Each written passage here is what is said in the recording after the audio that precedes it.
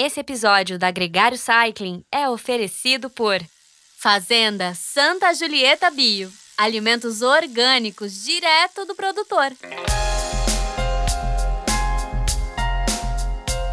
Olá, seja muito bem-vindo ao Gregário Cycling dessa semana. Hoje a gente vai falar de ciclismo sem propriamente falar de ciclismo. Hoje é só o glamour, o estilo, a história. A roupa e os acessórios são os temas do episódio Vestido pro Pedal. Como é nossa tradição, a gente traz 3 convidados que discutem esse tema por ângulos diferentes. Rafael Metzger sai mais uma vez do Gregário Tech para conversar conosco sobre o Eurostyle, a lista de regras de etiqueta que se tornou uma seita para muitos ciclistas. Algumas coisas nós concordamos, outras questionamos, e ele traz muito conteúdo sobre o assunto, muito além da estética. Quem também está de volta é o Igor Quintela, o designer e sócio fundador da IQ, conversa com a gente sobre o grafismo das jerseys, a comunicação que elas trazem e o antes e depois desse meio com a chegada da Rafa. Nosso ciclista de estrada mais consagrado, Mauro Ribeiro, chega pela primeira vez aos microfones da Gregário. Ele conversa sobre sua transição do ciclismo profissional para a vida de empresário e como sua carreira, construída com inúmeras vitórias, influencia na Mauro Ribeiro Esportes, sua marca nacional de roupas de ciclismo. Dá um confere no visual, cheque a altura da sua meia. O Gregário Cycling Vestido pro Pedal começa agora.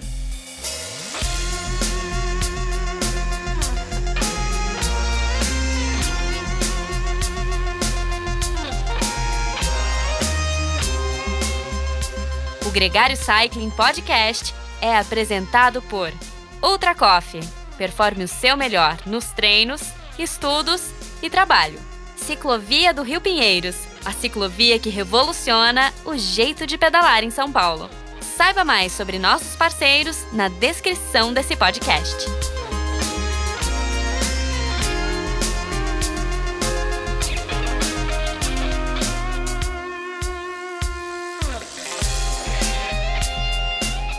Rafa, muito bem-vindo ao Gregário Cycling. É um prazer ter você aqui de novo. Você que já é da casa, de vários outros podcasts da casa, o Tech, que é um dos seus prioritários, mas também no Radio, e de volta aqui no Cycling. Bem-vindo. Obrigado, é um prazer. Como diz o Exterminador do Futuro, né? I'll be back, eu tô sempre de volta mesmo. Mas você é o cara do Weight Winners, né? Essa é a sua plataforma e é lá onde você sempre, há muitos anos, aliás, expõe a sua curiosidade e o seu conhecimento sobre tudo que é relacionado com a bicicleta. Então eu vou te fazer uma pergunta de duplo sentido para a gente começar esse programa. Qual que é o peso do vestuário para você? O peso do vestuário não vale a pena em função da assadura que tu fica se tu tentar economizar no peso nesse lugar, né?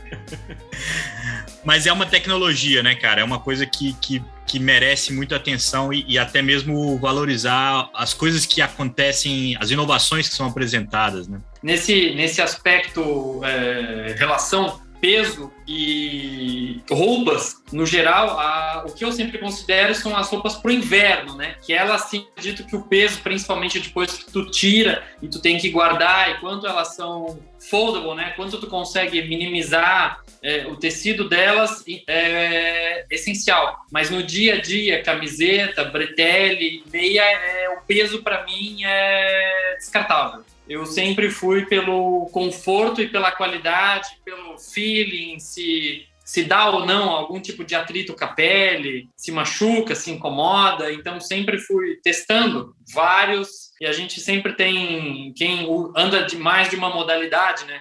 Tem um que funciona melhor no cilindro da road, que é mais alongado, outro funciona melhor no cilindro da mountain bike, que é mais curto, um funciona melhor na chuva, que a hidrorrepelência é melhor. Então, assim, eu tenho um favoritinho para cada uma das situações, na verdade. E o nosso Nicolas, que não pode estar competindo, defendendo a camisa lá na Normandia, mas ele uma vez falou uma coisa de que você conhece uma empresa de vestuário de equipamento esportivo nas roupas de inverno, porque é aí que tem a enorme diferença. E a gente tem a história clássica da Castelli com Gaba, que quando eles lançaram a primeira, várias equipes que não eram patrocinadas pela Castelli usando escondido, a Gore-Tex quando faz coisas inovadoras, porque é aí que faz diferença, né? Você não sentir frio, você encharcar menos. A Gore-Tex, inclusive, não vou dizer que é um segredo, assim, né? Mas pergunta para qualquer profissional o que ele usa no inverno, mesmo que seja no off-season,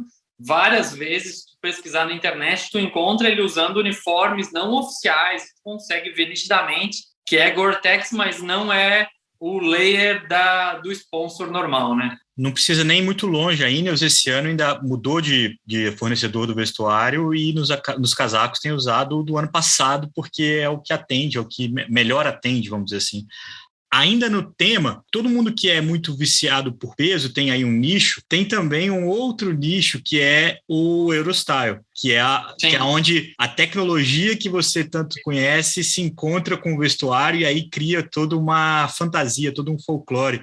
Eu queria saber quando é que você ouviu sobre o Eurostyle pela primeira vez, como é que foi as 95 regras do Velominati, né? Então, o Eurostyle, eu não vou dizer que eu sou um pleno adepto, né? Porque todo mundo que anda de mountain bike não consegue ser 100% Eurostyle, né? Não tem máquina de lavar e amaciante que consiga tirar as manchas da terra, né? Mas eu sou adepto, pelo menos, o que eu me lembro, assim, claramente, desde 2005, provavelmente.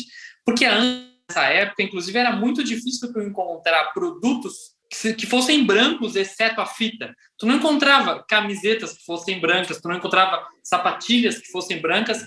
Grande parte desses produtos chamados, né, Eurostyle eram basicamente exclusivos ao Pro Tour, né? Tu via o Pro Tour uma meia branca, mas tu não encontrava uma meia branca para comprar na gôndola. Era um negócio bastante difícil. Agora, tem uma coisa que é absolutamente proibida, que é bermuda branca, né? Agora, né, teve uma época ali em torno dos anos 2000, principalmente com o Cipollini, que a gente viu algumas coisas horríveis.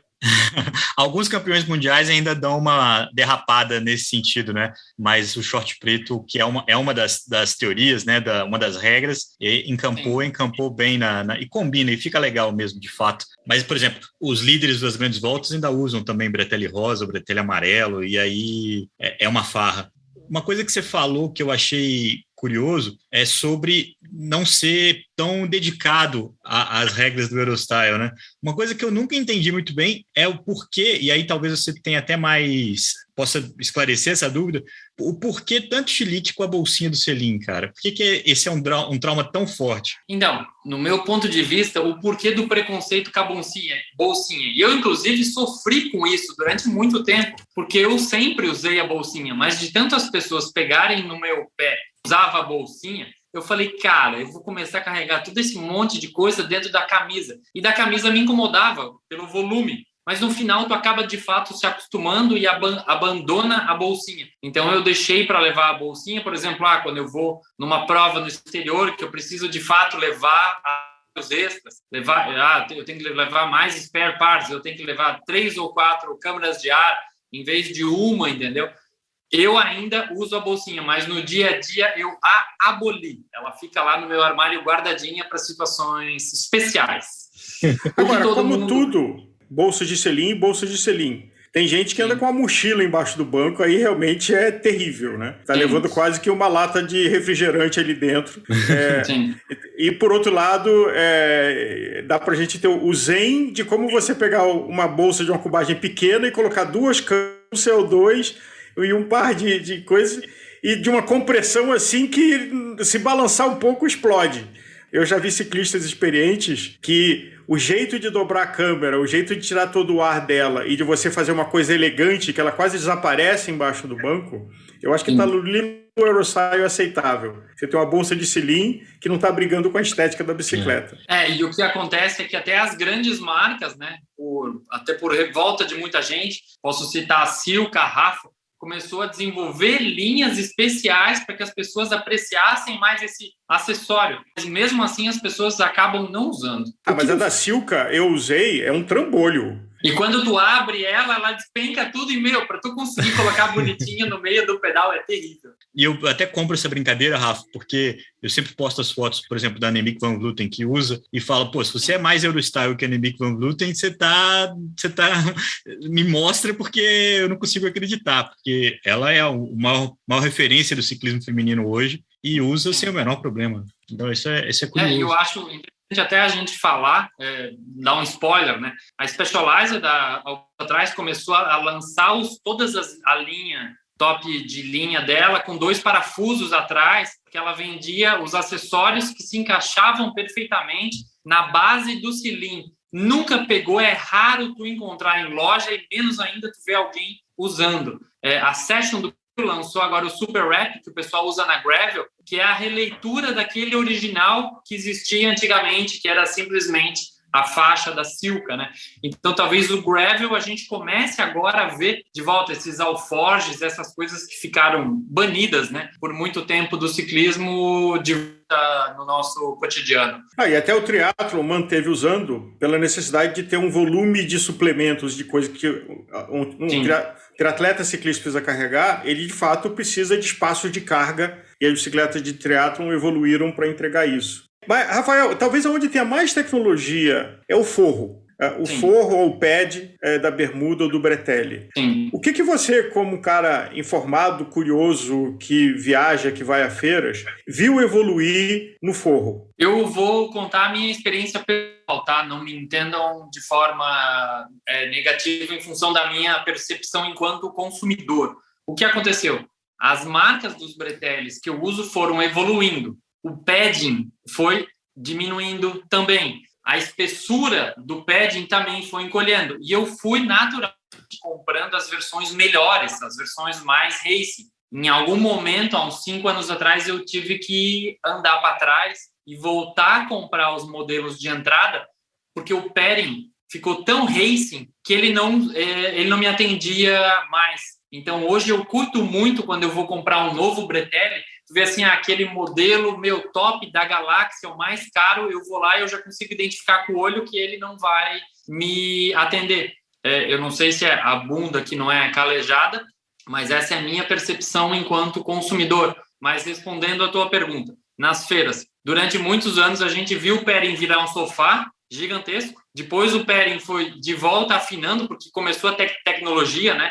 Tecnologia de compressão, as áreas e várias outras coisas, e hoje é do padrão que a gente conhece, vamos dizer assim, basicamente todas as marcas usam um forro muito parecido, certo? A não ser que seja um forro extremamente barato, que ele não te oferece aquele suporte nas partes essenciais. Primeiro se investiu muito nos paddings serem coloridos, né? E eu ainda carrego algumas dúvidas, que são coisas que nunca ninguém me explicou a respeito do forro. Vou dar um exemplo. Porque algumas grandes, talvez vocês saibam me responder, porque algumas grandes marcas ainda costuram a lateral do padding ao bretelle e outras não. Eu perguntei isso na última Eurobike para uma marca italiana. Eles me disseram que, em função da secagem lá na Europa e da umidade do inverno, crescem fungos entre o padding e o bretelle. Por isso que eles deixam aberto. Então, foi a explicação mais próxima, tech, que eu achei para esse assunto específico. Eu ouvi a explicação de quem é quase que uma referência nisso, que é a Asus.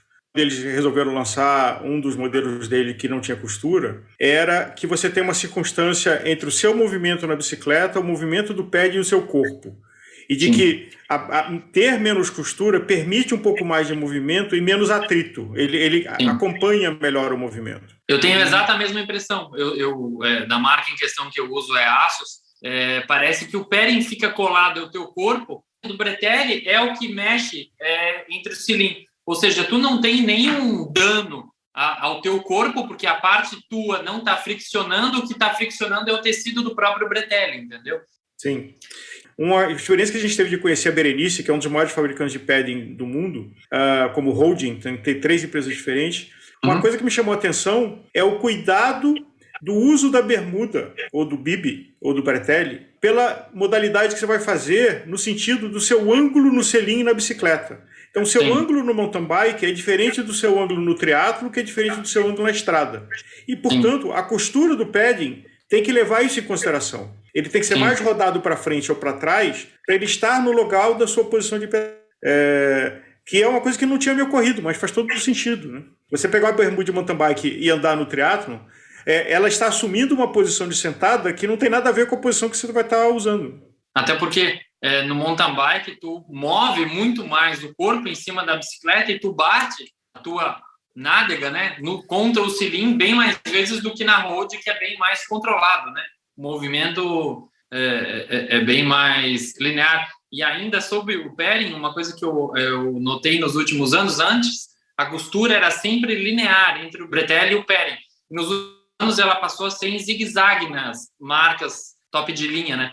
Então, com certeza, existe uma explicação também para essa mudança. Talvez para ajudar a não lacear coisas que a gente...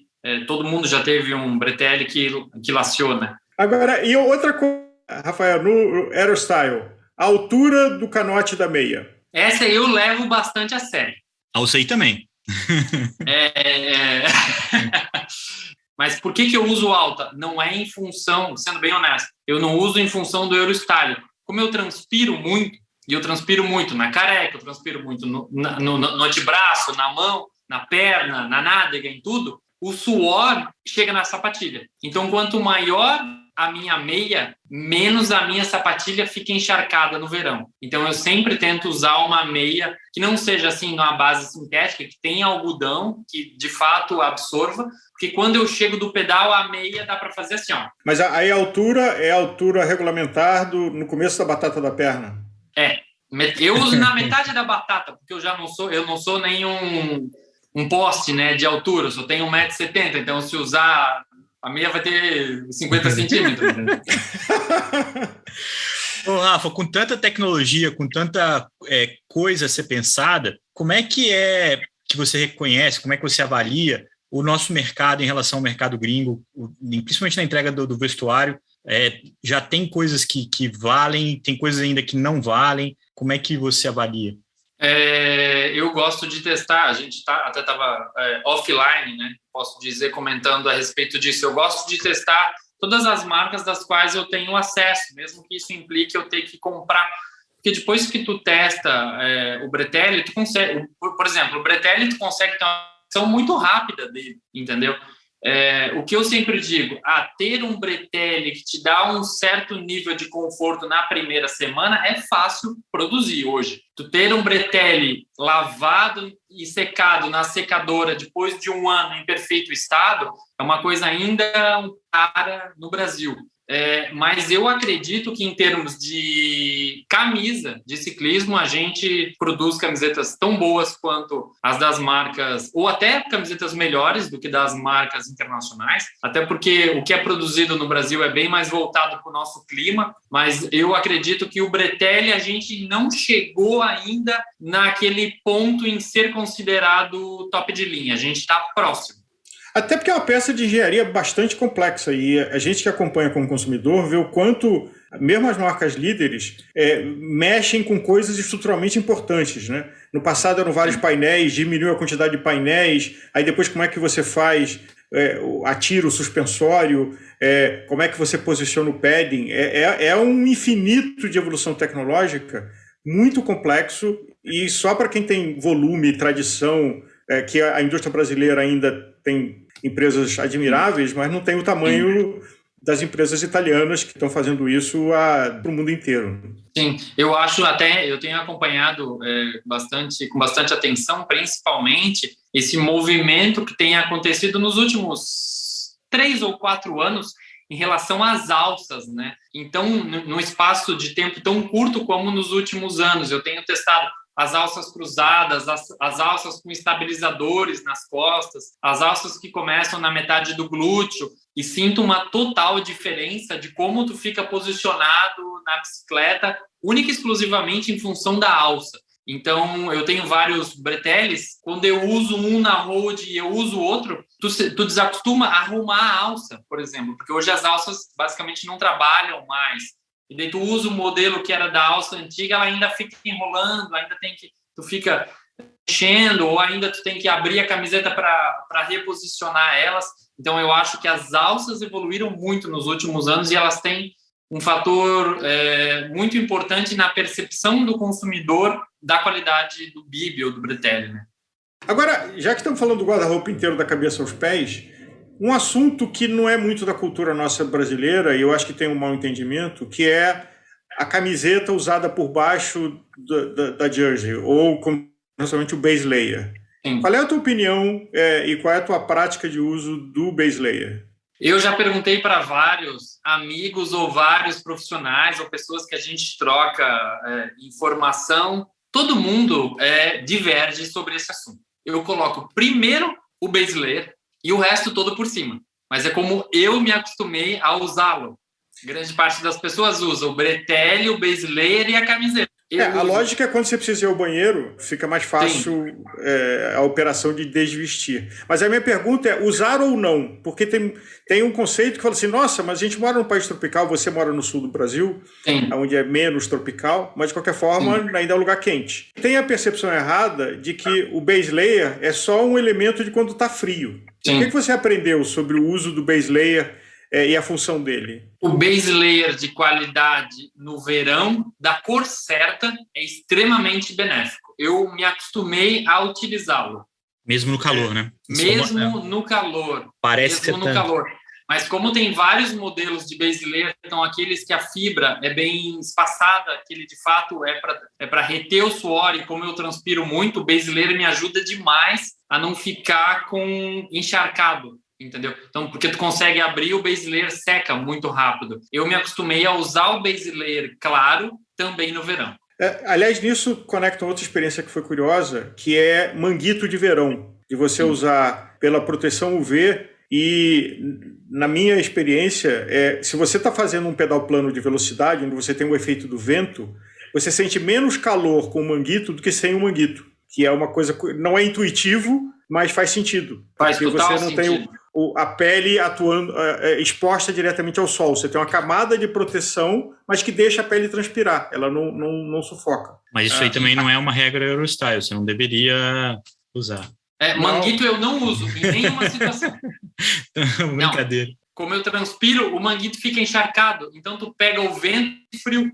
Eu sou um adepto de manguito, inclusive eu acho que te dá uma versatilidade no pedal, e talvez seja aqui porque a temperatura aqui em Rio, São Paulo, ela muda mais quando você sai no meio do dia. É mais fácil você sair de manguito e você derrubar ele do que você estar de manga comprida, que você começa a ficar com calor durante o pedal. Então eu sou um grande usuário de manguito e pernito curto, de joelho também. Essa é outra coisa que... Joelito, eles apelidaram agora no Brasil, né? Joelito. Que a aparência é completamente fora Eurostyle, é criminoso, mas eu me sinto muito bem porque tem assim, um pequeno desconforto térmico que ele resolve, qualquer coisa dá para tirar durante o pedal. E eu li em algum lugar de que ele ajuda a deixar as articulações do joelho um pouco mais aquecidas, e isso faz bem. Faz sentido, inclusive, né?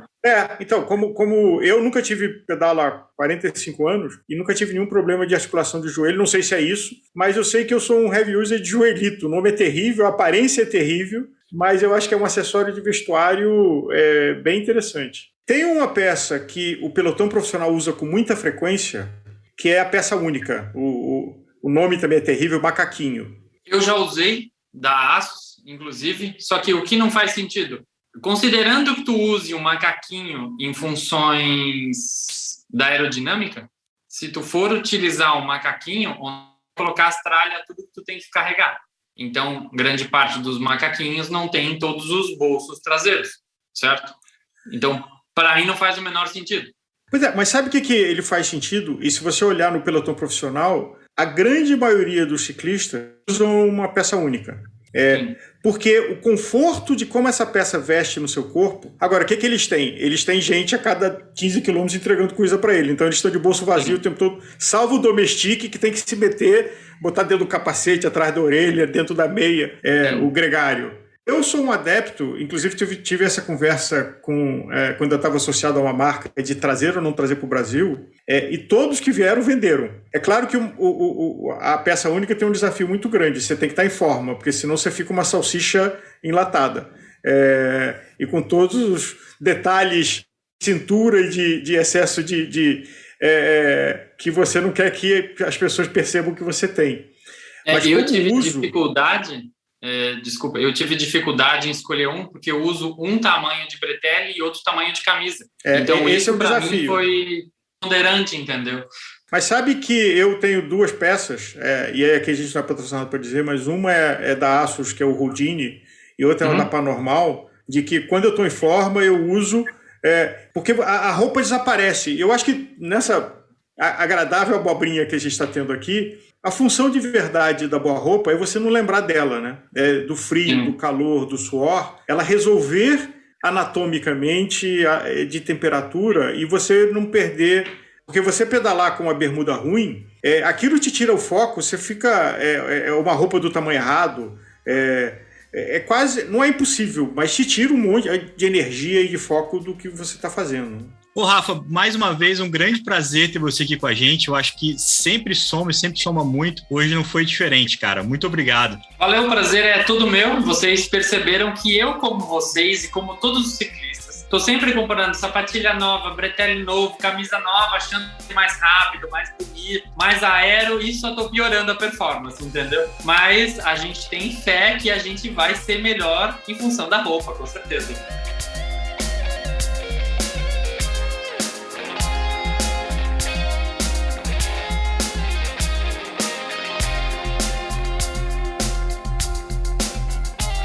Conheça os produtos Gregário, itens de qualidade com a nossa identidade. A caramanhola preferida do pelotão com a nossa cara. Conheça a Fly Elite, edição especial Gregário. O link está na descrição desse podcast.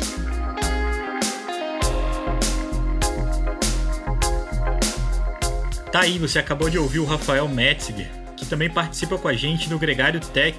Tem uma série de episódios com ele e com o Nicolas Sessler disponível para você, tanto no nosso feed de podcast quanto na nossa página no YouTube.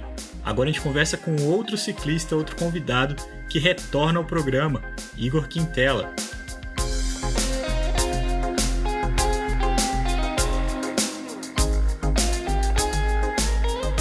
Igor Quintela, muito bem-vindo ao Gregário Cycling. É um grande prazer ter você aqui de novo. É quase que uma terceira grande volta, né? A gente já conheceu um pouco do Igor ciclista no episódio Bélgica, um pouco do seu negócio, do seu prazer com a IKE no episódio feito no Brasil. E agora você volta para um outro aspecto, uma outra cara, que é a parte do design. Claro que o design das roupas, mas é um outro elemento que você trabalha tão bem. Bem-vindo, cara. E não podemos esquecer, nessa época de transparência, do privilégio que a IKE nos deu de estar gerando textos para o blog deles, para o Greg IKE. Só para deixar claro, os conflitos de interesse todos que existem aqui estão declarados na mesa. Bem, obrigado, gente. Obrigado pelo convite mais uma vez, Álvaro, Bittar. Um grande prazer sempre falar com vocês. Rasgar meus elogios aqui a vocês é redundante, como sempre. E aqui na seção confete, eu acho que vale dizer também, porque isso fala com o nosso tema de design, de que há mais ou menos 1 ano e meio atrás, você fez um design de uma jersey Gregário que por N circunstâncias a gente acabou não produzindo. E aí o Nicolas... E essa é uma edição super limitada, eu acho que o Nicolas tem uma, eu tenho uma, o Leandro tem outra.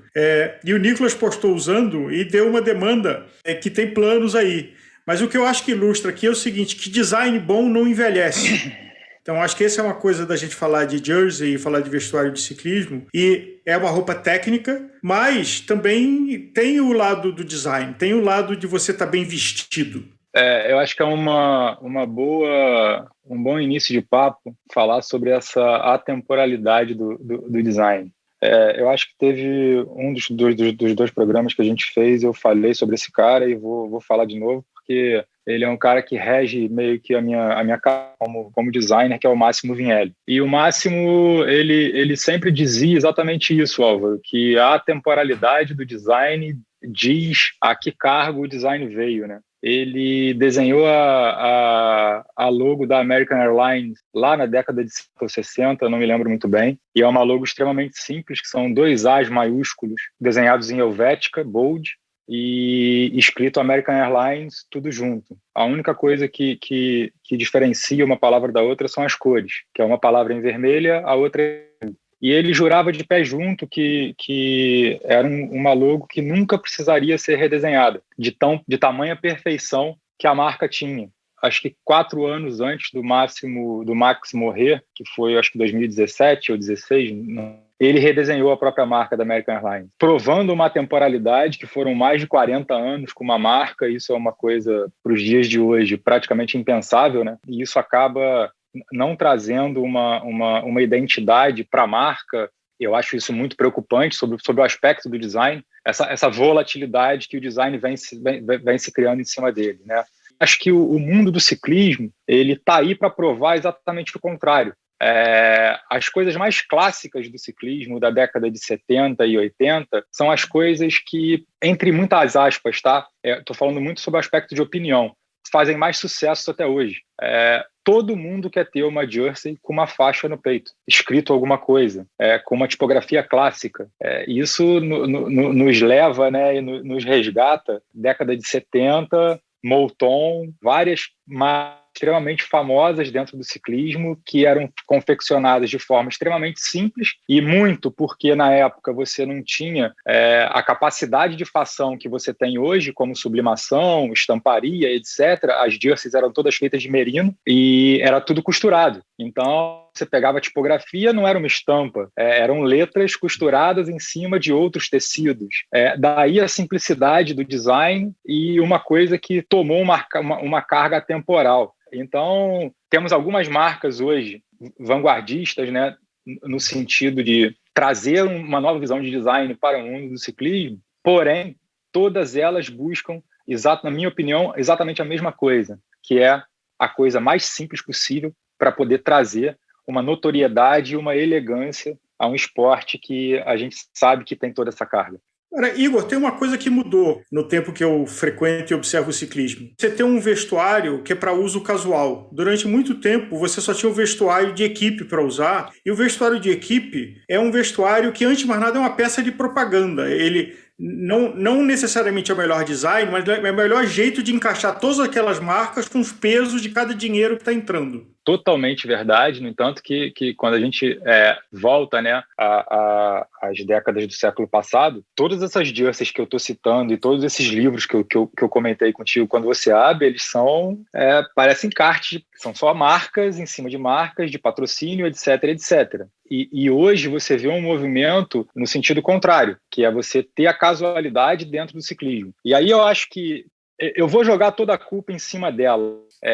Não vou te dar uma certeza absoluta que ela é a mãe desse viés, mas com certeza ela é a que mais se fez relevante nesse sentido, que é a Rapha. Né? A Rapha entrou dentro do ciclismo trazendo um quê de moda para o ciclismo. E é aí que eu acho que tem a grande virada do jogo, entre você ter as roupas de ciclismo clássicas das equipes. E agora tem uma coisa interessante, né, o Álvaro, que até final da década de 70, as roupas eram extremamente cleans. Você tinha no máximo 2 patrocinadores. E aí você vem mais ou menos do meio da década de 80 para cá e virou um álbum de figurinha.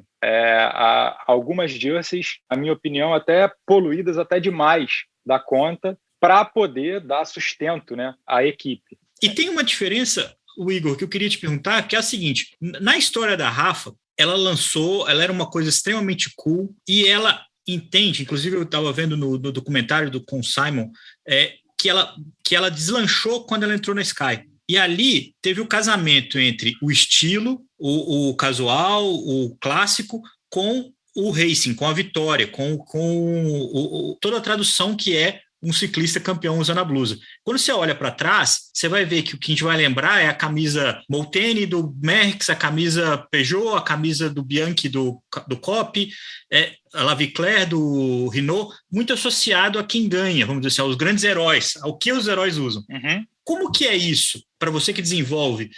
É associativo o cara que usa como reflexo das outras pessoas que vão querer usar também? O sucesso, o exemplo que aquela pessoa significa? Eu tive muita certeza disso quando eu fui para a Bélgica, que você vê crianças andando na rua lá vestindo a camisa de equipes de ciclismo. E a identificação ou com um determinado herói que tem naquela equipe, ou mesmo com a equipe como time, né? Eu tenho uma foto, cara, que eu tirei no Carrefour de Labre de um garotinho de uns 4 anos, mais ou menos. É uma das fotos mais lindas que eu já fiz na minha vida, cara. Uma mulher apontando pro alto, assim, e ele tá com uma camisa que é 5 vezes o tamanho dele, da Sky, preta, com aquela faixa azul atrás, um bonezinho de calça, e assim, é simplesmente uma cena, é uma tela, cara, não é nem uma cena. E ali você consegue ver esse outro lado que você tá batendo tanto. Voltando na Rafa, para poder fazer um ponto de referência, eu acho que a gente vê na Rafa, de novo, um outro rompimento de paradigma quando ela desenha a roupa da Sky. Eu acho que existem dois momentos antes da Rafa e depois da Rafa na história do ciclismo. Tá? O primeiro momento é a entrada dela com a elegância da moda dentro do ciclismo, se alastrando, e a gente pode falar disso aí algumas horas.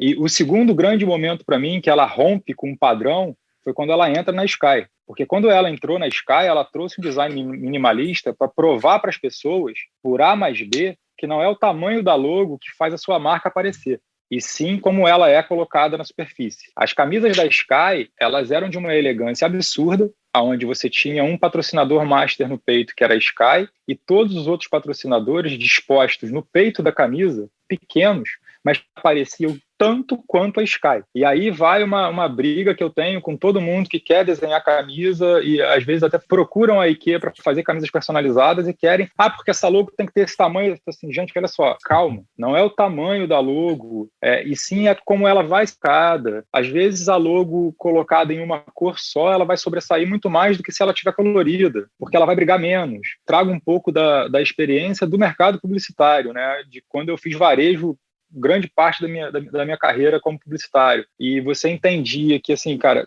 quando tudo quer chamar atenção, nada chama atenção. E você aprende a dar pesos e medidas para as mensagens que você quer passar. Então, assim, entende o para que você quer, como você acha que a sua marca vai ser mais bem exposta, e aí a gente conversa. Não existe receita de bolo, tem que entender o design da marca, aonde ela vai ser aplicada, como ela vai ser aplicada. Mas isso, Igor, quer dizer que muitas vezes uma camisa ela é melhor quando ela é tecnicamente bem montada do que necessariamente bonita. Porque, por exemplo, a composição das coisas para funcionar, por exemplo, uma equipe como a Quickstep que ganha muito, tá sempre nas fotos, o cara vai bolar a camisa para que ela apareça bem nas fotos da chegada. E aí tem até uma mudança de um tempo para cá, que é a internet e toda a agilidade de vídeo, de streaming, que antes não tinha, né? Antes tinha televisão e o pessoal que ia para a rua assistir. Então, acho que também essas camisas podem ter mudado nesse sentido. Mas outras equipes vão ter que chamar atenção de outras formas porque vão ganhar menos. Então é melhor ter uma cor espalhafatosa para chamar atenção do que necessariamente ter os logos ali simples e clássicos como era o da Sky, por exemplo. Concordo, Leandro, mas por exemplo, se você pegar, eu vou pegar um exemplo bom pra caramba aqui, que é a Vini Fantini, antiga. Sim. Né? Cara, era tanta marca no peito da camisa que você não conseguia ver nenhum. O lance é você conseguir entender como é que você cria algo, tem uma relevância e que, ao mesmo tempo, você consiga comunicar. Por exemplo, a Androni Giocattoni. Agora, eu não me lembro como é que está a jersey atual, mas até uns 2 anos atrás, mais ou menos, era uma outra jersey que me chamava a atenção de forma ruim pela quantidade de marcas que eram expostas na camisa. Sim. E isso, assim, cara, eu não estou julgando, tá? Eu sei que as equipes precisam de grana e elas precisam dar um jeito, né? de ter o dinheiro. Porém, se você leva isso para um campo do design e se você consegue fazer um estudo bem feito de como expor essas marcas, por exemplo, nos dois casos, tá? Tanto da Vini Fantini quanto da Androni Giocattoni, na minha opinião, era caso de você ter uma camisa que fosse extremamente cheguei, porém com todas as marcas numa cor só. Porque aí você consegue fazer um balanço entre você ter apenas 2 cores ou 3 cores que apareçam e você consegue ler. E o teu olho ele consegue filtrar aquilo ali e ter um entendimento que está aparecendo. Quando você tem uma porrada de cor misturada, a única coisa que você tem é um borrão. E muitas das vezes, cara, você vai conseguir ver se você tem uma foto, você amplia a foto e você fala, cara, até você caçar aquela marca que está escondida ali. Assim, estamos no campo da opinião. Não tem verdade absoluta nisso aqui. Mas quando você para olhar as jerseys atuais, elas estão mais limpas, elas estão um pouco mais cleans e elas estão tentando seguir mais ou menos isso que eu estou comentando com vocês. Eu quero fazer um comentário e aí já mudar de marcha, porque a gente fala de vestuário de equipe, ele vai ter a limitação, primeiro, da qualidade do designer que aquela equipe contrata, e não necessariamente tem bons designers, como em qualquer profissão. Segundo, a pressão comercial de quantas de marcas tem que enfiar ali, porque quem está dando dinheiro não está dando o pneu, tu está dando a água, tu está dando não sei o que lá. E terceiro, a função do todo. Por exemplo, eu ouvi uma vez um argumento de uma equipe, eu não sei se foi EF Education, talvez é o primeiro ano da Rafa na EF Education, que fez uma coisa super chamativa com a intenção de que um ciclista visse rapidamente os outros ciclistas da equipe. Você dá uma olhada no pelotão e vê onde é que estão seus caras, e uma roupa que grita, taticamente na corrida pode fazer diferença do que aquelas roupas que são meio parecidas que você não acha o teu companheiro, você não acha o cara que você está buscando. Naquele milissegundo que você tem para tomar alguma decisão tática. Agora, já falamos disso e eu queria ir para o lado do que a gente vive, que é o lado do mercado amador, que é o lado de quem não recebe uniforme para usar, mas de quem compra um uniforme para usar. E aí, qual é o design? E a primeira pergunta que eu te faço, Igor, é que eu já vi várias jerseys que de perto são lindas, mas que de longe não funcionam e vice-versa. O que de perto, olhando no espelho, funciona, mas tem que funcionar de verdade é na rua. É você olhar a 100 metros de você, a 500 de você, e aquilo no contexto da poluição urbana, no contexto de onde aquela roupa vai ser usada. Tá, Álvaro, aí eu vou te voltar, eu vou te trucar, como eles dizem lá em Goiânia. Será que é essa a funcionalidade que uma roupa de ciclismo tem hoje? Essa é a grande questão. Eu concordo que, vamos botar muito entre parênteses aí, tecnicamente falando, essa seria a função ideal de uma camisa de ciclismo. Só que eu acho que o esporte ele ultrapassou tantas barreiras e subiu tantos degraus que eu deixo para vocês me responderem se será que é essa a função? Ser visto de longe. Mas não ser visto como segurança, de que esteticamente o design funcione visto a alguma distância. Não é? Tem um aspecto de segurança, que inclusive acho que esse é um quente, que a quantidade de gente que se sente o Batman preto da cabeça aos pés e que fica mais vulnerável a ser acidentado porque não é visto, é super elegante, mas é super perigoso. Mas eu não estou indo no aspecto de segurança. O aspecto, para mim, é que é um design que eu acho que ele tem que funcionar, e eu acho que quase tudo de design de esporte, um carro de corrida, uma camisa de time de futebol, na maior parte das vezes, ela é vista a alguma distância. E o design pode ser afetado, a largura das tiras, que tipo de contraste você usa, para que experiência visual essa peça te dá no todo, não no detalhe do zoom, quando eu estou me olhando no espelho ao vestir. Vou te interromper, eu vou te trocar de novo. Esse argumento, ele funcionaria muito bem até uns 5 anos atrás. Porque eu acho que, assim, e o que eu vou falar aqui não é uma crítica, tá? Mas eu acho que hoje as pessoas estão mais preocupadas em como é que elas vão estar na foto que vai ser publicada no Instagram ou na rodinha de amigos que ela vai estar sentada, se ela vai estar bem vestida, se ela vai estar elegante para o padrão dela, do que nesse sentido de ser visto de longe, de ser visto a alguns metros. Então, assim, eu acho que toda a engenharia social que a gente vive hoje, de redes sociais, virou quase que uma obrigação, né? Isso é fato. E eu acho que essa escalada da rede social, ela foi trazendo para o universo de todos os esportes um pouco mais de elegância. Você tem os dois lados, tá? Você tem o que é extremamente elegante e o que muitos usariam a palavra cafona, extremamente cafona. E aí a gente vai cair no âmbito da opinião. Porém, é óbvio que quando a gente fala de design, a gente precisa levar em consideração uma regra básica de design, que são as proporções.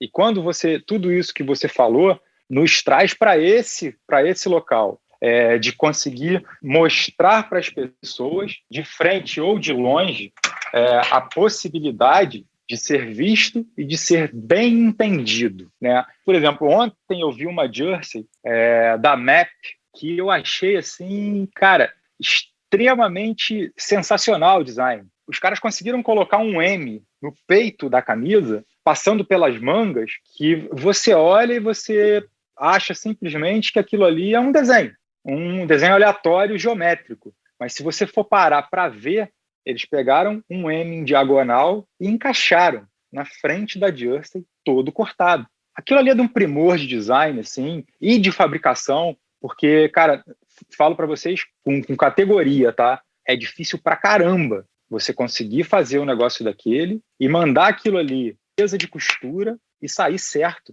O que fez ser virtuoso um design australiano e o que dá para ser virtuoso um design brasileiro?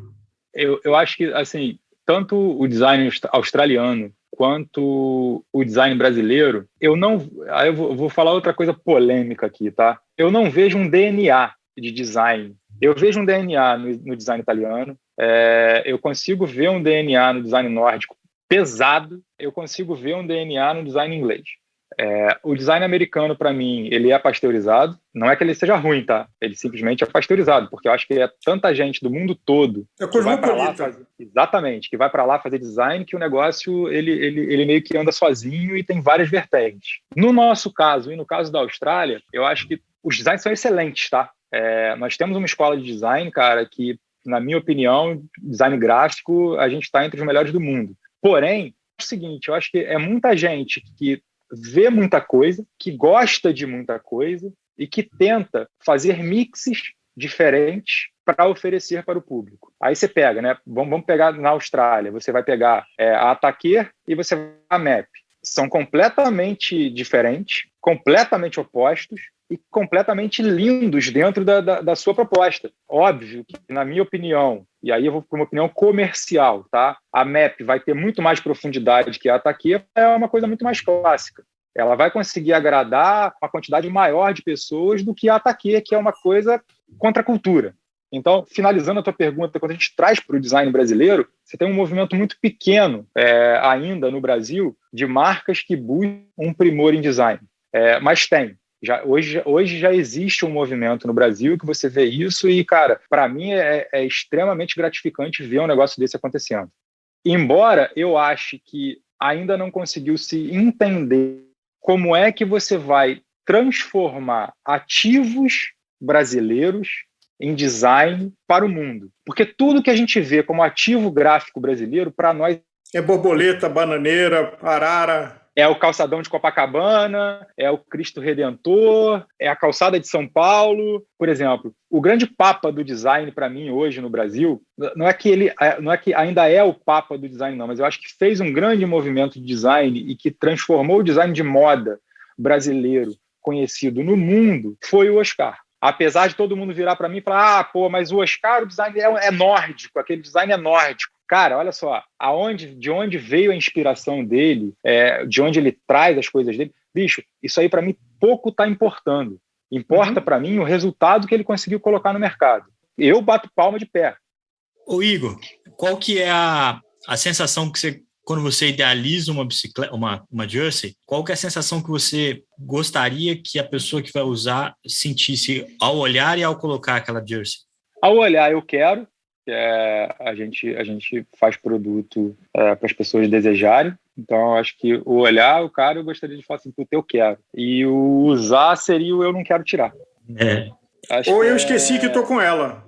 É básico. Isso aí eu já ouvi, Álvaro. Isso aí eu já ouvi e vou te falar, cara, foi gratificante demais a pessoa falar isso. Fala assim, cara, eu boto sua jersey e parece que eu tô sem jersey, eu esqueço que eu tô usando uma jersey de tão confortável que ela é. A gente desenha produtos, cara, e para as pessoas desejarem. Eu tava conversando essa semana com uma pessoa e a pessoa é heavy user de IKEA. E aí eu virei para ela e falei assim, cara, você usa IKEA desde quando? Ela, desde que vocês começaram a vender.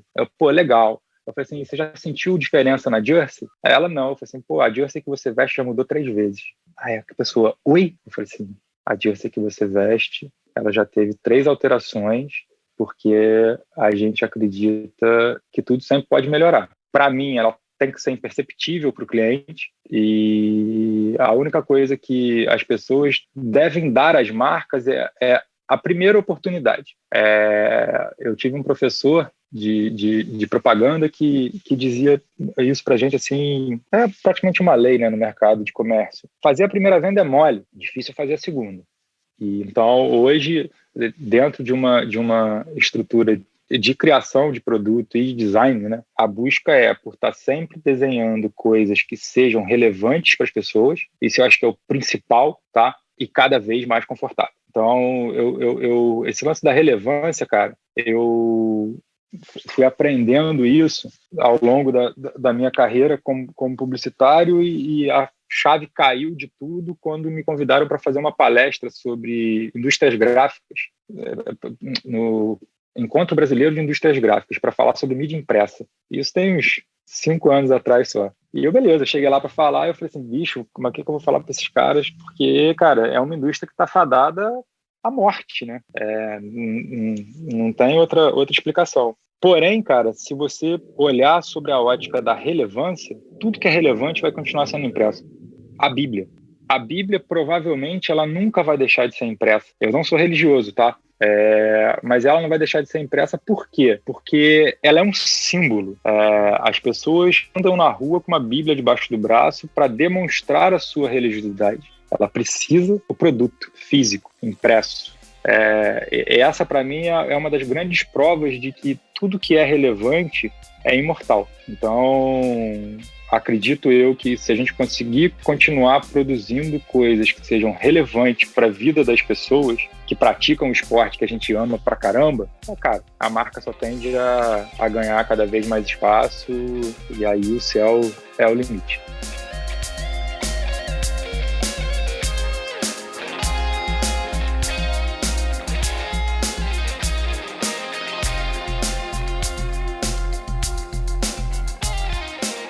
É sempre muito legal contar com o Igor aqui no Gregário Cycling. Agora, a gente tem a honra de receber o único brasileiro vencedor de uma etapa do Tour de France. Com vocês, Mauro Ribeiro.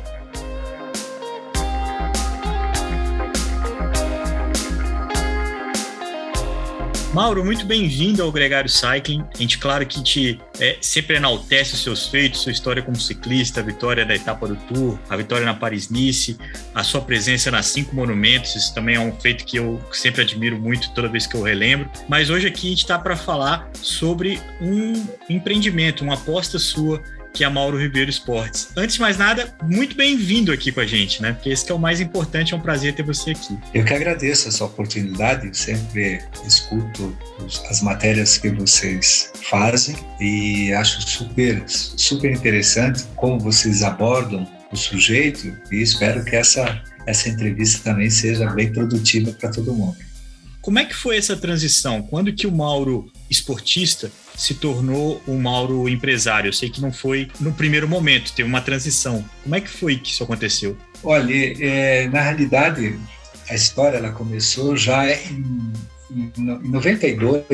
1992, logo após, em 91, eu tive uma temporada excepcional no circuito mundial, onde ganhei a etapa do Tour de France, que foi, vamos dizer assim, a coroa, né?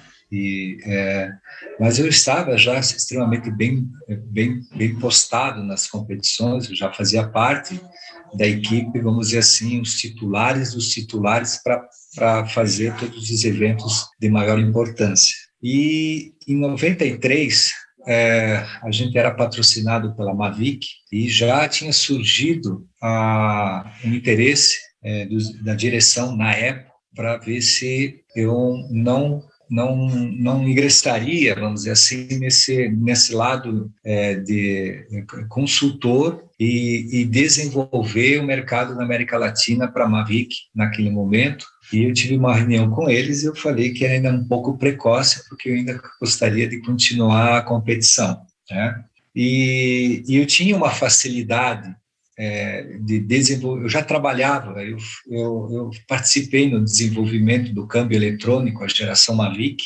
Eu participei do desenvolvimento de uma parte dos pneus Michelin, quando saiu do conceito tubular para ir para o conceito Michelin, e principalmente quando a marca da Descente retornou no pelotão profissional de ciclismo com a marca japonesa de vestuário, e a gente trabalhou para desenvolver o conceito de vestibilidade, vamos dizer assim, aquilo que era mais confortável.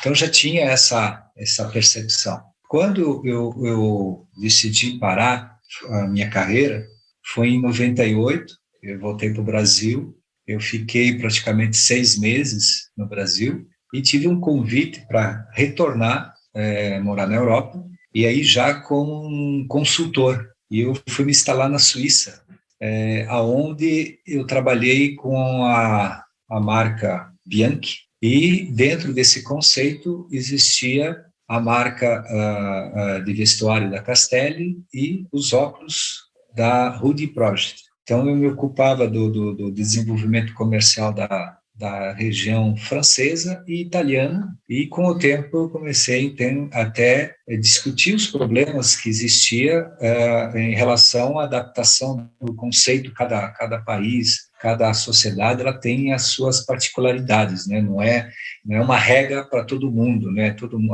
Às vezes em quando a gente tem que dizer que na França o pessoal gosta do azul, mas na Alemanha é vermelho e tem que se adaptar. Então eu fazia parte desse trabalho e fui ganhando cada vez mais crédito dentro desse processo, e eu cuidava dessa gestão até em parceria com um suíço que era especializado no mercado das bicicletas, né? No caso que ele era mais dentro da realidade comercial e não de alto rendimento, né? Entendimento de qual que eram os produtos que melhor funcionavam, e eu aprendi muito com ele, claro.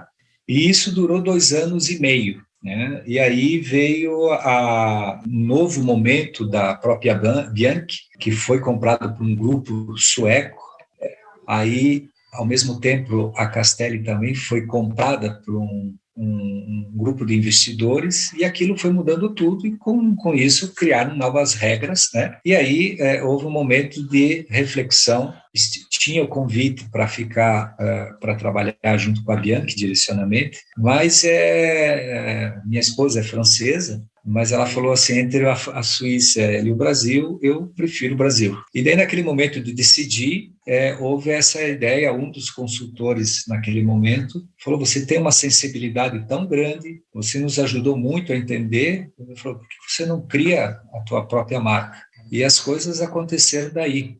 Mauro, no dia zero, você tinha enormes desafios, como qualquer empresário, mas no seu caso específico de uma confecção de roupas técnicas de ciclismo, matéria-prima, mão de obra, como é que você resolveu esses problemas quando você formou a Mauro Ribeiro? Porque a indústria brasileira amadureceu muito, e você é uma das lideranças que está sempre subindo a barra, mas naquela época, eu me lembro, e até era consumidor, era uma coisa muito artesanal, de muito pouca escala. Como é que você superou esse momento que o mercado estava naquela época? A primeira coisa que eu fiz foi entrar em contato com alguns fornecedores de tecidos, porque o mercado brasileiro ele tem muita tecnologia, ele tem muita coisa bacana. O problema, às vezes, é a realidade do mercado, onde a demanda ela exige muito mais uma questão de preço, e depois a gente fala do produto. Então, isso foi a primeira percepção, o primeiro diretor comercial dessa empresa, que a gente está até hoje, né? A gente trabalhou muito, desenvolveu muita coisa bacana, algumas coisas que foram até para grandes marcas, né? Como a própria Nike, são tecidos que a gente desenvolveu, e eram tecidos que para eles não tinha significado, e eu mostrei para eles que aquilo tinha uma eficiência de resposta de atividade esportiva. E aquilo foi homologado dentro do laboratório do pessoal da Nike, e quando teve alguns problemas, eu que detectei antes do pessoal da Nike detectar. Então, assim, foi uma coisa muito bacana. Então, assim, são momentos que a gente mora num país que tem muito sol, e eles não tinham preocupação, por exemplo, de colocar o V50+. Então, é uma coisa que hoje faz parte de qualquer marca esportiva que está desenvolvendo. O meu produto tem proteção V50+. Os tecidos, o poliéster, por exemplo, que é usado principalmente nas camisas, eles tinham um preconceito muito grande dentro do mercado, porque ele foi muito dizer, não, esse é um produto barato, mas ele não transpira, ele traz cheiros, mas não é uma verdade. Isso houve uma evolução, naquele momento, eu traduzi isso porque eu já tinha um conhecimento. O mercado europeu já era uma realidade e muito mais apurado do que estava acontecendo aqui no Brasil. Então, a poliamida no Brasil sempre teve uma referência, e o poliéster era tratado como em segundo ou terceiro, quarto plano mesmo, né? E eu consegui trazer isso à tona e mostrar para eles que tinha uma eficiência, sabendo tratar ele, e claro, trazendo fios que pudesse realizar um conceito de produto. Então, uma vez que isso aconteceu, o grande passo de produtos estáveis dentro do exercício, eu já tinha conseguido.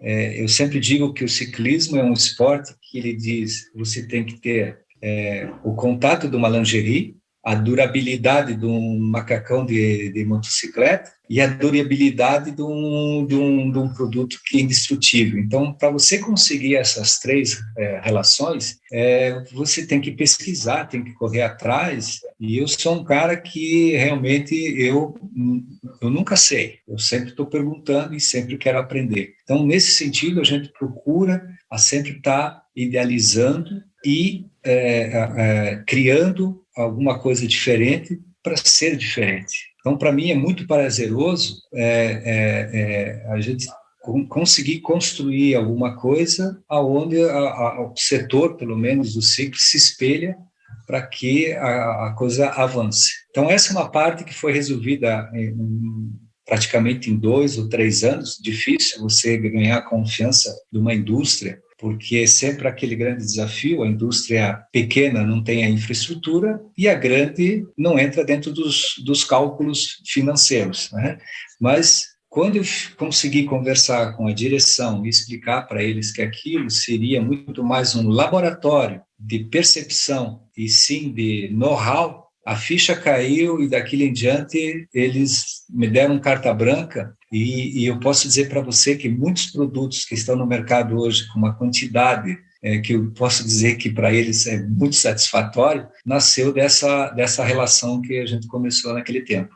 Ô Mauro, conta pra gente como é que está a Mauro Ribeiro Esportes hoje, porque na história, em 2002, ali no próprio site fala, eram 2 costureiras, era uma equipe enxuta. No mesmo site tem a foto com uma galera imensa ali, eu imagino que seja no desenvolvimento. Quantas pessoas hoje trabalham? Vocês têm só a unidade em Curitiba? Como é que é o formato? A Mauro Ribeiro hoje, ela tem, no total, 150 pessoas envolvidas no projeto, sendo que a gente tem, de área construída, a gente está ampliando, a gente tem praticamente, são 2.400 metros quadrados de estrutura, entre depósito para logística, parque de máquinas digital, sistema de corte, a gente está, vamos dizer assim, a gente tem um circuito completo, né? Então, hoje eu posso dizer para você que os softwares, a maneira de desenvolvimento, nosso design vem do mercado europeu, é um europeu. Toda a modelagem é desenvolvida num laboratório especializado na Europa. O nosso design ele já trabalha com 4, 5 marcas extremamente relevantes no mercado mundial, mas ele não, quando a gente conversa, ele escuta aquilo que eu quero. A identidade ela é própria, ele tenta entender. Eu acho que o grande desafio de uma marca é não se perder naquilo que faz e na evolução que faz. Então, dentro desse processo, a leitura é muito interessante, porque há uma cobrança, até quando a gente vai desenvolver alguma coisa, existe esse conselho, mas você está fugindo daquilo que você é. Cuidado, que você está se perdendo. Mauro, você como industrial e produzindo produtos, cada produto é um filho, e você até disse que você experimenta, testa, conversa, dá feedback. Nessas 2 décadas que é admirável, uma empresa ter 20 anos e num segmento especializado como ciclismo, mas tem alguma peça que você tem um carinho especial, que você signifique alguma coisa para você? A gente tem, foi o grande desafio, traduzir eu acho que todos os produtos a gente procura fazer ele para dar certo, né? Que aquela coisa aconteça, mas às vezes em quando é mal compreendido, né? Acontece. Mas para mim eu acho que o nosso artigo, que é referência, né? E que hoje ele deu uma tendência, né? Que muitas outras marcas seguiram o visual dele, é o nosso Carbon, né? Então, assim, o nosso Bretelle Bermuda Carbon, ele é nosso, vamos dizer assim, nosso ícone. Assinou a marca Mauro Ribeiro dentro do mercado. Ele realmente é o produto que ele traduz performance, conforto, estética, né? E vestibilidade. E eu digo assim, a gente tem esse produto, quando a gente chamou ele de Carbon, né, muita gente acha que o Carbon é só o nome fantasia, mas não. a gente usa um conceito de pad dentro, né, o forro que vai nele, ele é feito de fios de fibra de carbono com um sistema de air mesh, né, um sistema de ar dentro das almofadas, que a memória de reflexo de repetição, ela tem 2 vezes mais ou 3 vezes mais de confortabilidade, por exemplo, que o gel. Porque o gel ele tem uma tendência de, vamos dizer assim, eu brinco um pouquinho, né? O gel é o Galax de anos atrás, né? Que você era o barquinho, né? Jogava para a direita, jogava para a esquerda, ele ia para tudo que é lado, né? Mas ele não tinha a eficiência de resposta que tem o sistema do air mesh, que é um reflexo de velocidade muito apurado, independente do peso que você tenha, ele tem essa reflexão. Então, seria a mesma coisa que você se jogar dentro de uma piscina de bolinha, onde ela se espalha, mas, ao mesmo tempo, ela tende a jogar você para fora. Então, uma colmeia?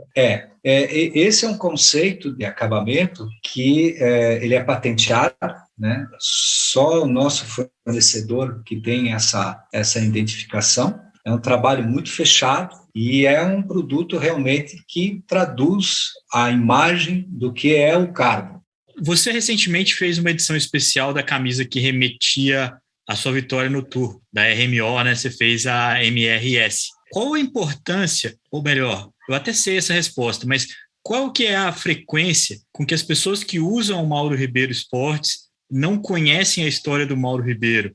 O quanto que essas coisas já se misturaram ao longo do tempo? Olha, é uma questão super interessante, porque é um questionamento que eu sempre me coloco. Eu vejo o Mauro Ribeiro como atleta, que fez uma história, que respeita e que gostaria que as coisas dentro desse universo tivesse tido uma sequência muito mais natural, e hoje a gente ter, pela evolução que teve o esporte, ter 50, 60 atletas competindo e fazer parte dessa história, do que realmente estar um pouquinho isolado, junto com alguns brasileiros como o Fischer, como o Luciano, como o Cássio, enfim, se a gente tem essa geração que se aproxima muito de mim, né? Digo, uma diferença de entre 5 e 10 anos, se você colocar, você vê que essa geração que foi o pioneiro de empurrar as coisas à frente. Então, a gente sabe que o tempo passa, as pessoas que se envolvem, elas se atualizam muito mais naquilo que está acontecendo hoje do que aquilo que aconteceu há 30 anos atrás. Isso é um fato, né? Mas a gente procura justamente ligar essas duas ações para essa geração nova, não como dizer que é essa ideia de ser o único ou essa ideia de ser uma coisa exclusiva, e sim dizer que essa história do que está acontecendo hoje tem um sentido, tem uma história de conhecimento, tem um percurso de conhecimento para que a pessoa entenda que quando ela compra um produto da marca Mauro Ribeiro, existe um profissional que trabalhou e desenvolveu e continua desenvolvendo o melhor que ela possa entender, para que a pessoa que está comprando tenha um conforto, durabilidade e eficiência naquilo que ela vai fazer. Da sua referência desses 40 anos, e é sempre importante mencionar as 4 décadas, qual a jersey de todas que você conheceu, e não vale falar da RMO, que você ganhou a famosa etapa do Tour, que todo ano é memorável e relembrada, mas qual a jersey profissional que você olha para ela e fala assim, isso aqui representa alguma coisa, isso aqui mexe com o seu batimento de coração? Olha, eu acho assim, que se a gente falar como apaixonado pelo ciclismo, pelo momento da minha história, eu diria que teria dois grandes monumentos para mim, tá? Como quando você olha uma jersey, esportivamente falando, né? Seria da Renault Elf, com o Bernard Hinault, né? Que era a referência, a Greg LeMond, toda essa geração que gerou esse universo, e do lado italiano, a Facontini, com Francesco Moser, né, que era Gelato e Facontini, são peças visuais e traduzida por 2 grandes campeões que, para mim, elas são memoráveis, né? E, claro, eu digo assim, acho que se a gente parar e falar um símbolo de uma jersey que faz referência, é a camisa de campeão mundial, né? Ô, Mauro, o quanto que essas camisas são feitas pelo cara que veste? Porque, por exemplo, você olha a camisa da Bianchi, você vê o Fausto Coppi usando ela, né? E é aquela aura tá ali. A mesma coisa com a Molteni do Mad Max, a La Vie Claire do Renault. O quanto que o cara que usa, ele traz a imagem junto com a estética da camisa? Eu diria que acho que todo produto que um atleta de carisma ou o que cria essa imagem eu diria bondosa, agressiva, amigável, simpatia, ele traz, eu diria, 80% de uma história. Porque se a gente pega, você pode parar para ver a Oakley, a Hoodie Project, os capacetes giro, os pedais automáticos, né? Eu digo, eu não sei como que vocês falam, acho que os clip, isso, com clip, as bicicletas, tudo isso, elas são trazidas junto com a imagem de um atleta. Eu acho que isso não só no ciclismo, como qualquer esporte. Se hoje a gente referencia para o mercado mundial, a Nike é a Nike, mas a gente sabe que o melhor produto deles é a Jordan, porque o Jordan é a referência dessa grande identidade de marca. E aí me vem duas referências, né, de vestuário e atleta. O nosso querido Mario Cipollini, que usou um monte de coisa que só ele podia usar, ninguém mais, né? E ficou admirável. E a outra é a camisa da Mapei clássica, de uma equipe vigorosa, mas que era aqueles blocos de gelatina que esteticamente discutíveis, para dizer no mínimo. Agora, a minha pergunta, Mauro, o ciclismo tem uma coisa diferente de outros esportes, porque o amador mais informado tem vergonha de usar a camisa da equipe. No futebol, as pessoas compram a camisa do time, no basquete, no vôlei. No ciclismo, isso não é uma prática. Assim como, por exemplo, não tem coisa mais mico no pelotão do que você vai aparecer com a camisa amarela do Tour de France para andar um girozinho de 50 quilômetros. De onde vem essa cultura? Isso é uma coisa que a gente trabalha muito e a gente define, é bem fácil de definir, é que o ciclista que está começando agora, a leitura de informação é a autoestima e o reconhecimento das pessoas que estão olhando para ele e dizem assim, ele é um ciclista. Então, esse é o primeiro contato com a bike, aí a gente usa a roupa customizada, que a gente fala, ou publicitária, né? Porque identifica bem o ciclista. Quando você passa por um ciclo ciclo esportivo. Eu falo sempre, o ciclo esportivo não quer dizer que ele seja limitado por causa da idade, não, simplesmente porque ele não faz competições profissionais ou não se dedica 100% profissionalmente. Mas ele já faz 5, 6 anos que ele pedala. Ele não precisa mais dizer que ele é ciclista, ele já sabe que ele é ciclista. Então ele procura muito mais se cuidar visualmente, então ele se preocupa que a sapatilha tem que combinar com a cor da bicicleta, ou que tem um produto que seja da moda daquele momento, o calção tem que combinar com a camisa. Quanto menos, eu estou muito mais preocupado com a tecnologia que eu estou usando do que o visual. Então, a camisa preta, ela é preta, mas todo mundo vai dizer, não, mas ela esquenta. Não, ela não esquenta, porque ela tem tecnologia. Então, essa visão de identidade, de ser autoafirmação, que ele não precise mais passar.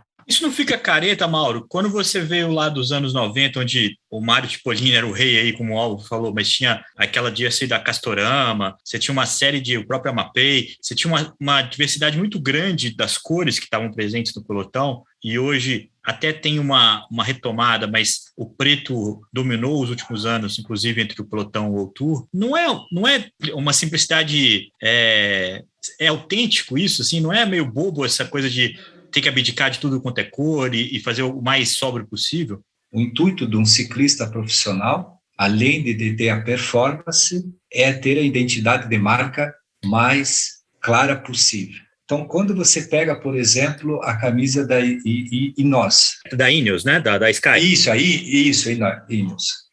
Se você vê o grafismo que eles utilizaram, ele é muito pobre, né? Digo assim, veja bem, com todo respeito, mas extremamente inteligente, porque a única coisa que, quando você olha, você vê a marca do patrocinador. Então, a preocupação hoje, e se a gente parar para pensar, você tem uma tendência, que é uma coisa também lógica, o fornecedor de 30%, 40% do pelotão é uma identificação única, né? Ou é a Gilby, que está patrocinando 4, 5 equipes, depois você tem a Santini, que patrocina.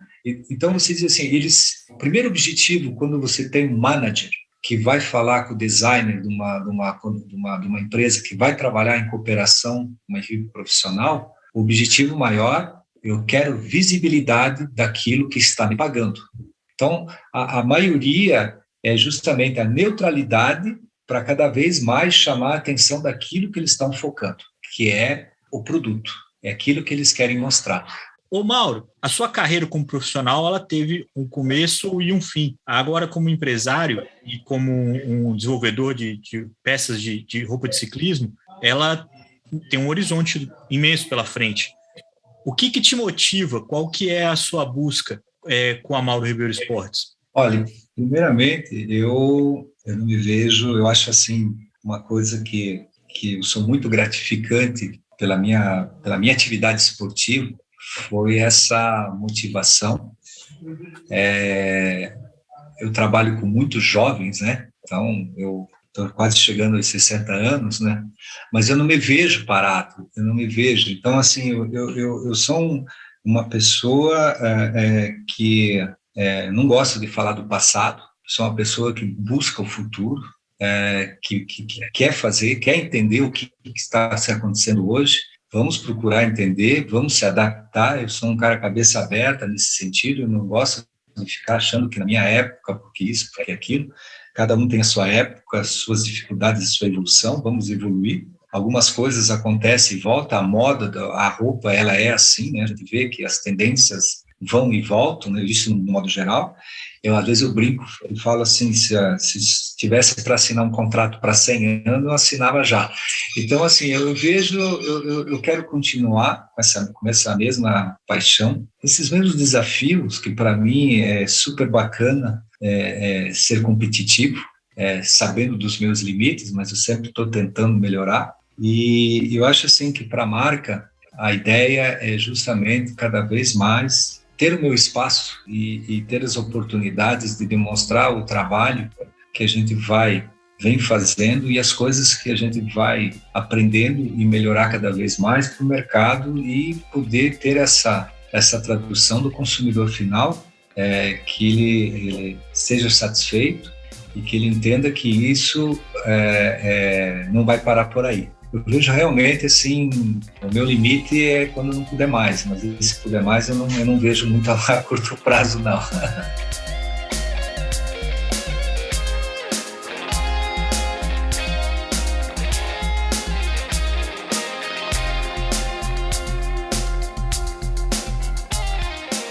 Eu preciso ser sincero com vocês, esse foi um dos episódios mais legais de gravar. Os 3 convidados entraram no clima e falaram muita coisa legal. Eu espero que vocês tenham se divertido tanto quanto a gente. Lembrando que o Gregário Cycling é um podcast semanal, então toda sexta-feira tem episódio novo.